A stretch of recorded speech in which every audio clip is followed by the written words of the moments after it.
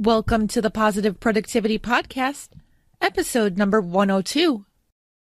Welcome to Positive Productivity Podcast, where we empower our audience to achieve and appreciate personal and professional success, especially in the face of adversity. Listen in as our guests reveal their stories of challenges and hurdles and how they overcame defeat and became triumphant in their endeavors. Let's get motivated and move forward with your host, Kim Sutton.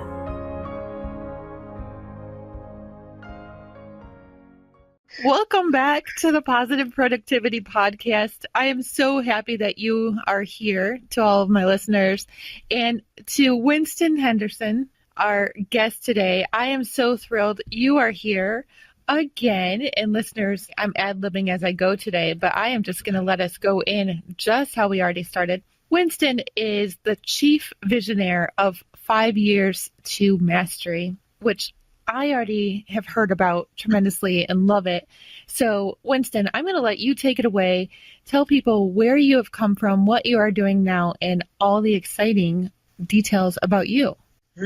Where to start? I think the best place to start really is, how I started my entire entrepreneurial journey at the age of, I think it was about 17, 18. When I was first introduced to the whole concept of, being an entrepreneur, working for yourself, being your own boss by my cousin. So started out with him, pretty much we worked on everything together and also experienced a lot of failures together. I think we probably started 2 or 3 different businesses, and it was just failure after failure. But I'm grateful for those experiences because it sounds cliche, because I'm sure we've all heard it before, that failure is the path to success and so on. But I've learned so much during those failures, and it really helped me to discover what my purpose is at the same time, which is helping people improve their quality of life financially, realizing their true potential. I'm all for that. As a matter of fact, I've come to realize that money isn't my motivation for doing what I do. It's really just seeing people in that place of euphoric joy because they finally discover who they are and what they are meant to do. That's pretty much led every single decision in my life since then,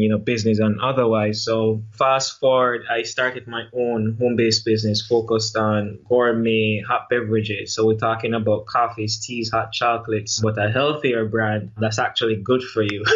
And I experienced my greatest successes to date, but also my greatest failures as well, and struggles and challenges. The first started April 2011. I started that business. The first 6 to 8 months was just amazing, in terms of profitability, income, revenue generation, and the sort. A few months after that, it completely fell apart, and I found myself in this crossroads of, okay, do I abandon the vision? Do I give up on it and just, move on to something else? Or do I just dig in and really try to figure it out? Because, during that time period of deciding, I was kind of in a state of depression. Anyone who has really failed tremendously at something they're all in, understands this. And it was just a devastating time for me, Kim. I decided to dig in and make it work. And you would think that once you make that decision that everything else just falls into place, the universe just aligns and everything just comes out, or should I say just moves out of your way, and everything just flows perfectly after that.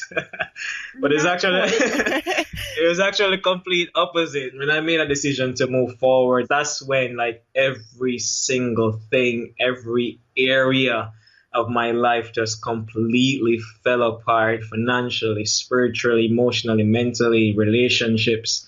It was just the most devastating 2 years of my entire life trying to push through that struggle. But I say all of that to come to the point that it's through those struggles, and that's why I say, the greater the challenge, the greater the struggle, then the greater the reward. It's through having to push through those moments, those, adversities, those challenges, those struggles, having my own fears, having my own limitations, apprehensions, overcoming self-doubt, because by nature, I'm actually an introvert. Most people don't believe this, but I'm actually an introvert by nature. So having to figure out sales, marketing, putting myself out there and overcoming that fear of rejection, that fear of being ridiculed, it's through that entire process that I'm now able to take everything I've learned over the last 5 to 6 years And I've gotten started with 5 years to mastery to now help people to be able to do the same and overcome their own mental barriers and limiting beliefs.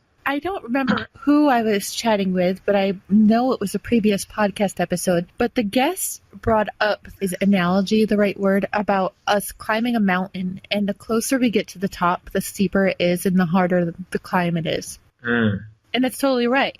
I mean, the closer we are to succeeding, no matter what the success is, the harder it feels like it is to reach the peak. Do you want to reach the peak? Do you have a set peak, Winston? I have my ultimate life goals, which goes back to the purpose I mentioned earlier of helping other people improve their lives financially, realizing their true potential. And I would even add uncovering and pursuing their God-given purpose in life. So I think that's my ultimate goal. I would say what I have are pretty much, I guess you can call them checkpoints. So I have certain goals I want to accomplish in business, financially, and so on. But I don't think I would ever reach the peak because for me, I guess you can consider it, I just consider myself ambitious. And some people say you're an overachiever. But I don't think I'll ever reach a set goal because I'm always looking to grow, always looking to push ahead. Always looking at what's that next thing, what's that next level, that next peak. Because, for me, once I hit that peak, then I'm looking around for, okay, what's the next peak? What's the next thing? You still celebrate and appreciate where you are and what you've accomplished, but, never getting comfortable or settling with where you are. Always challenging yourself to grow to the next level. So there's a little plateau, you can breathe for a moment, and then you keep on going. Yeah, pretty much. I think I experienced my plateau in 2014-15. So I think for me right now, it's just pushing for the next 5 years to see how far I can take 5 years to master and how many people I can impact on the way. That's fantastic. So what did that plateau look like to you in 2014, 2015? That's an excellent question, Kim. I think anyone who's actually achieved something significant, or not necessarily significant, but achieved something in life and decide to go to a next level has experienced this. I mean, for me, it was financially probably my personal growth because by that time I had grown the business to doing over 100,000 in revenue per month. But it experienced a dip. And so I was just trying to figure out, how do I come back from that? How do I grow it to where it was before and even to a higher level? And I struggled with it for the longest while in my business. I'm just trying to figure out, but not just figure it out for myself, but also other people who I was leading because there were so many people around me. I mean, just brilliant people with so much talent, so much skill, but they were held back by their own fears and their own limitations or self-imposed limitations, really, their own doubts. And I would literally sit up at night staring in the ceiling, just trying to figure out how do I get people to really move, to really tap into their full potential. So that was pretty much my plateau. And it's funny because in 2016, I decided that I wanted to take a break from my first business, pre-existing business, and just kind of focus on to figure things out, figuring out where do I go from here. And it was actually in that moment that I got the vision for 5 years to mastery. Now, for some people listening, I know not everyone is a believer, and that's fine. You don't have to believe what I believe. I'm just sharing my experience with you. But just having that spiritual time, and I literally heard God speak to me and says 5 years to mastery. So this isn't even a vision or I came up with necessarily on my own, but just hearing that voice and didn't understand what it meant at the time, but just wrote it down. I started my own journey of developing myself, taking myself to that next level from the plateau that I was experiencing. And it was in that moment that I actually discovered certain techniques, certain strategies that not only helped me to break through and break out of that plateau to a next level where I am right now and even further, but also how I can help provide actionable strategies and techniques to people that they can use to do the same in their lives. What are some of those techniques? Well, for example, a lot of them focus around maybe about 3 to 5 areas. So I focus on fear and helping people overcome that fear, how to develop self-confidence, overcoming self-doubt, being more consistent in your life, developing better habits, which is like a major one for me. That's the one that I struggled with the most. That struggled with or struggle with? Struggled. Can you talk more about that? I would love to know what habits and what consistency you have implemented in your life. Well, one of the things is consistency in my workout routine. I mean, as we're doing this interview now, Kim, I'm 32 years old.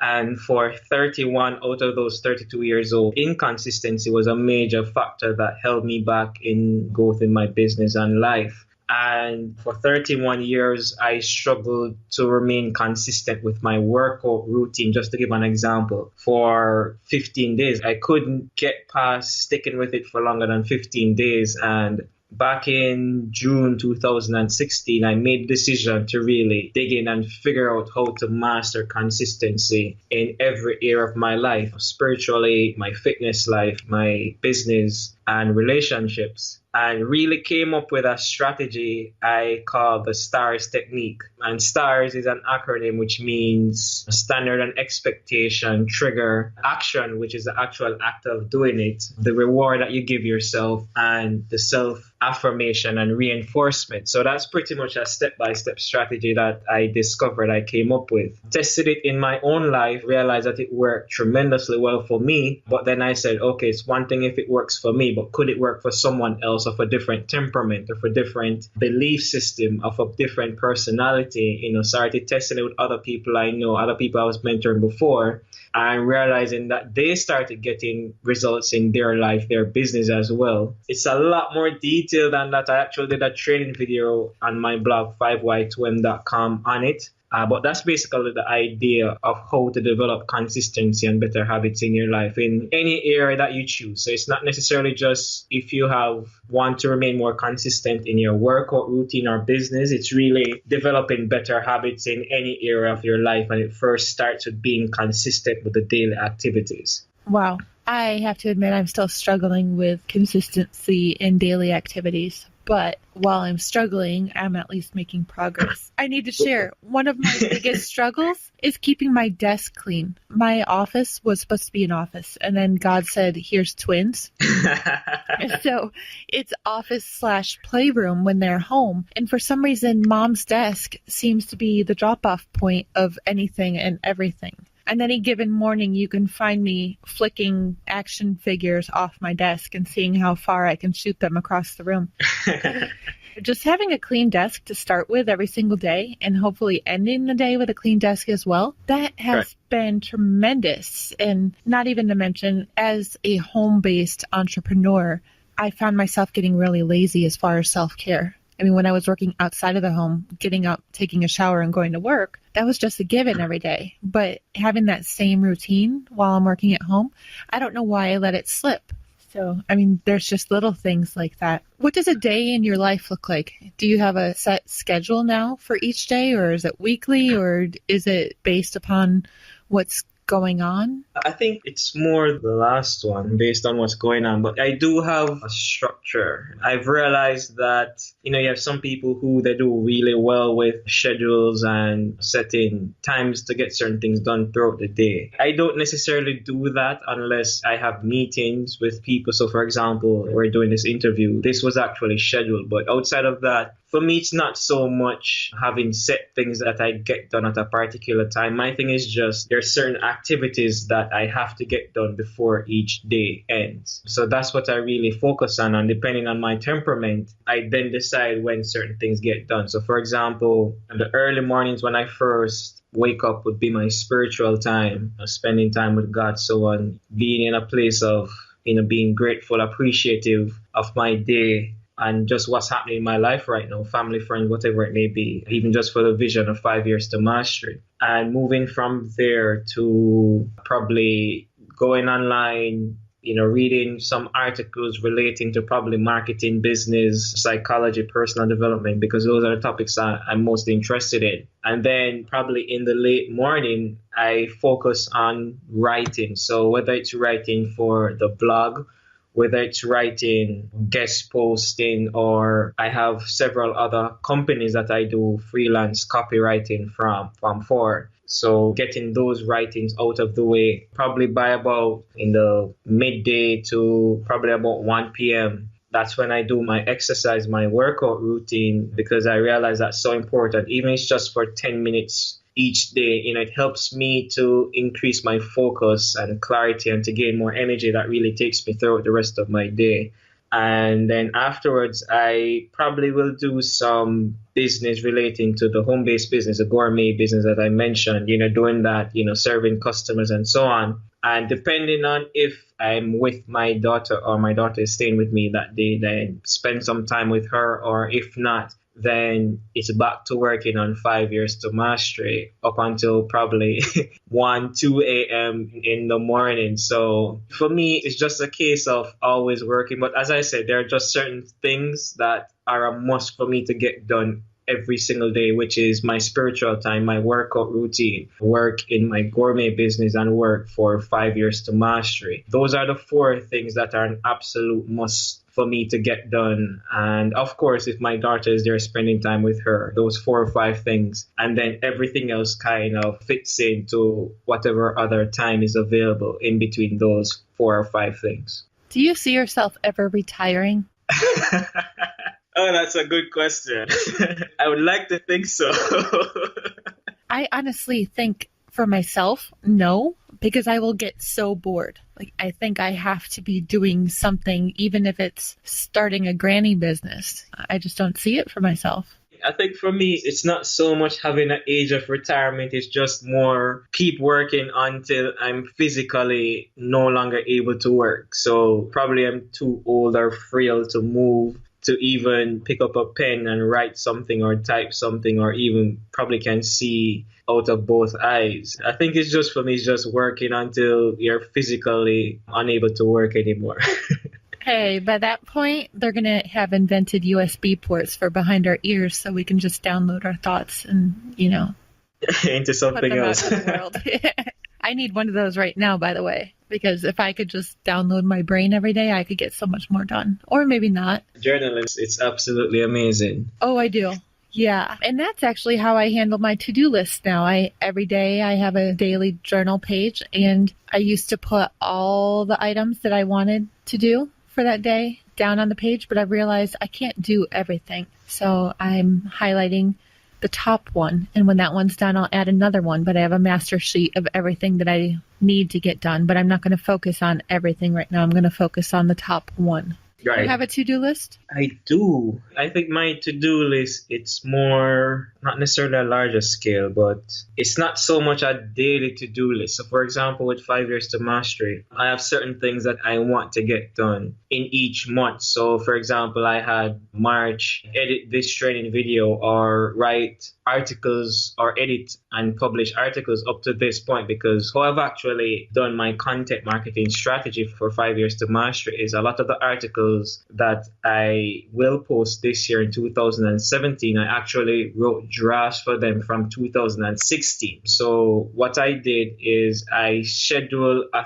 30-day period, and I said, okay, for this 30-day period, I'm just going to be focused on writing articles each day. Like every day, get up, write an article. After that 30-day period has ended, then I have another 30-day where I say, okay, I'm going to focus on filming the video trainings every day for 30 days. And then, following 30 days, then I'm focused on design for the website. So that's how I approach it. So now it's more a matter of, okay, for up to May, I need to edit these videos, or I need to do the proofreading for these articles to be published. But then I further break that down into daily activities. So it's not so much a to-do list, like, okay, I need to edit this video today. It's more, I have my editorial calendar and I look to see, okay, what's the next article to be published, whether this week or the next week. And then I spend one day working on that. Tomorrow, I look back on the editorial calendar to say, okay, what's the next article to work on? And I focus on working on it today. So my to-do list is very general. And then I break it up into daily activities that I need to get done, or not need to, but that I choose to get done for that day.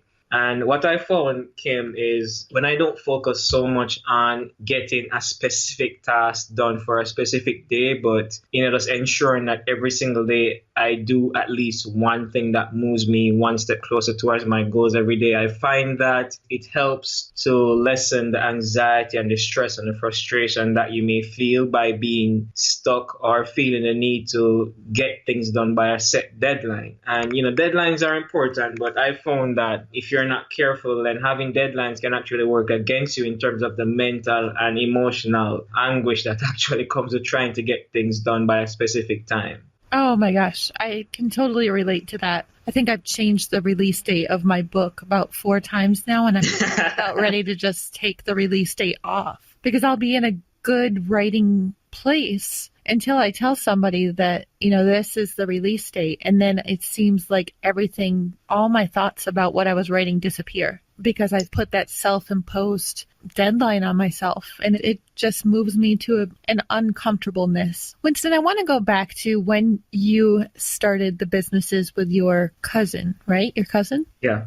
How did you decide what businesses to start, and what was the need when you started the business? Was there any passion associated with it, or were you following somebody else's success, is I guess what I'm trying to ask? I think it was, I don't mind mentioning the industries, whatever it is. So one of the companies was entertainment and promotion company, because where I live, where I'm from, which is Jamaica, entertainment, lifestyle is a big industry here. Hosting events, parties, and so on is a big deal here. Just for those of you who are in the US, just think of Miami. That's basically what Jamaica is, just a smaller version of Miami in terms of the entertainment scene and industry. So we saw that there's an opportunity there to tap into that industry, and also we had a passion for it. So a lot of things that were started were based on, one, the opportunity that was available, and also the passion that was there. Because a lot of these things sound so cliche, but one of the things I've realized is there's a difference between knowing something and actually doing it. So many of us, we may know what to do, but doing it is actually a different thing. So there were a lot of passions, the entertainment business. And then I started a promotion company with a few friends of mine that also failed. Artist management, that also failed. I think there is only one business that I attempted to get started with, which is a pastry business. I had no passion in pastry whatsoever, but I have a passion for business and marketing. So other person had the passion for the pastry or the food and beverage industry. So she wanted to do that, and I was simply just the marketing and business mind behind her passion, which is my passion. The marketing and business aspect is my passion. That brings up an interesting point, though. I found that I even have trouble doing marketing for businesses that I'm not passionate about. And because I do get passionate about my clients' businesses. The clients that I work with, I love what they're doing, so I have no problem helping them develop their marketing. Did you find it hard to come up with great marketing strategies for the pastry business? I didn't. It was pretty easy for me. And I wish I had some technique, strategy, or tactic to share with people as to how they can do that, coming up with new marketing strategies and ideas. But I honestly don't. It's just marketing for me. It's just something, I wouldn't even consider it a passion. For me, it's more like an obsession. Because of my nature, how I am, I think probably the closest strategy or technique I can give your audience is I'm always asking myself, how can I do this differently than what everyone else is doing? Or how can I take what someone else is doing or what everyone else is doing, but take it to another level, go one step above? And let me give an example with 5 years to mastery in terms of how I am able to both differentiate myself and also go one step above when I was doing the market research, looking at other blogs that were successful, one of the things I realized is that a lot of people do text for their blogs, but not really many people do videos. And another thing I realize is people who have probably a presence on video sites such as YouTube, Vimeo, they do a lot of video but not many text in terms of blog posts. So I saw as a unique way to position myself to do both text and video that would help me to differentiate myself, or should I say go one step above what everyone else is doing by combining the two. And also I saw that there was a gap where people would give very vague advice as to personal development success, but there wasn't really a step-by-step actionable breakdown of how to get it done. So I would read a lot of articles that says 5 ways to success, and they may say something like, first step, you need to develop confidence. Second step, you need to take action. Third step, you need to have faith and belief in yourself, and so on. But when you read those articles, there wasn't really a step-by-step breakdown as to how to do those things. I think in terms of marketing, for me, it's really a matter of how can I look at what everyone else is doing and either go one step above in that extra mile doing something that no one else is either doing or has thought of doing. And then also, how can I probably, if it's something that everyone else is doing, how can I differentiate what I'm doing from everyone else? It sounds a lot easier said than done, but asking yourself those questions is a good way for you to now shift your focus, and it starts to open up your mind and your eyes to see things and see opportunities that you wouldn't have otherwise seen before. As a mentor of mine says, the quality of your life is determined by the quality of the questions that you ask. So how's my podcast based on the quality of the questions I ask? I'm just kidding. It's excellent. I do actually have to ask a question now, because I am also an introvert, which a lot of people may not believe. A lot of people may not believe. Oh my goodness. You have now made the blooper reel. Did you hear that one, by the way? I'll cut this all out. I released a blooper reel a couple weeks ago. I'll do another one in a couple weeks. A lot of people may not believe that I'm an introvert, but you're doing video as well. Are you on the videos? And if so, did that take a lot of confidence building to put yourself in front of the camera? Oh, yeah. Definitely. Yes, I am in all the videos because I said if I really want to create a brand around this, then I want myself to be, or should I say, I want myself to be the face of the brand. So I have to be the one that's on camera. I'm not going to lie to you. It was difficult. It was ridiculously difficult because, as I mentioned, I'm an introvert. So for me, the entire idea of putting myself out there for the world to see was just devastating. As a matter of fact, I can remember when I actually made the decision to do it. Not actually doing it, not actually videoing the trainings, but just making the decision to do it. And I said, okay, I'm going to do a video announcing to everyone that I'm going to do the videos. Because my thought was, well, maybe if I put it out there that I'm going to do it, then, there's no turning back now. And just that entire process of actually filming that video, letting people know of what's about to come. I took it wasn't 5 hours. I think it was an entire day, just deliberating back and forth with myself, trying to figure out, is this something you really want to do? Because those of us who are introverted, or not necessarily introverted, but,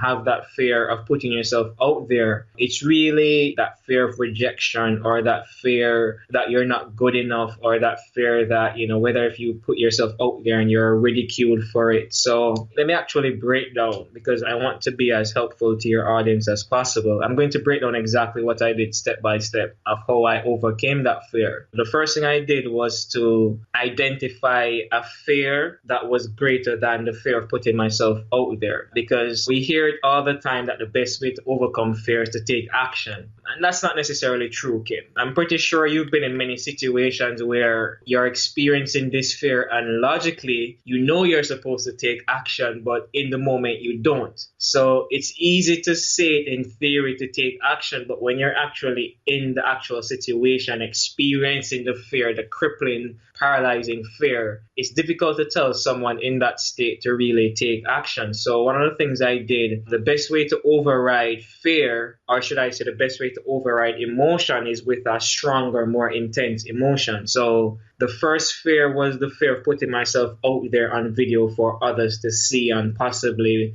make a fool of myself. So I had to come up with a fear that was stronger than that. And for me, the fear was, well, if you don't put yourself out there, then there are others who may not be able to benefit from the information that you have. So for me, the fear that others won't be able to benefit or I won't be able to make an impact was stronger and more intense than the fear of putting myself out there on video and being ridiculed for it. Now, that worked for me, may not necessarily work for someone else in terms of that specific fear. It's just a matter of finding a fear that is stronger for you, because you can learn to embrace fear and use it to your advantage. So that's what I did. So the second fear, that greater fear, triggered me into action to say, okay, well, let me do it as a way for people to be impacted. And the consequence of if I don't do it is that I won't be able to have the level of impact that I have. So that's the first thing. The second thing is to actually take a small, simple step. It doesn't have to be a big step. As a matter of fact, I would be against taking a big step, because if you take big steps too soon, then it's going to feel overwhelming and then you probably won't do it a second time around. So for me, that first step was just to make that first video to announce to everyone that I'm going to be doing the videos and taking that small step.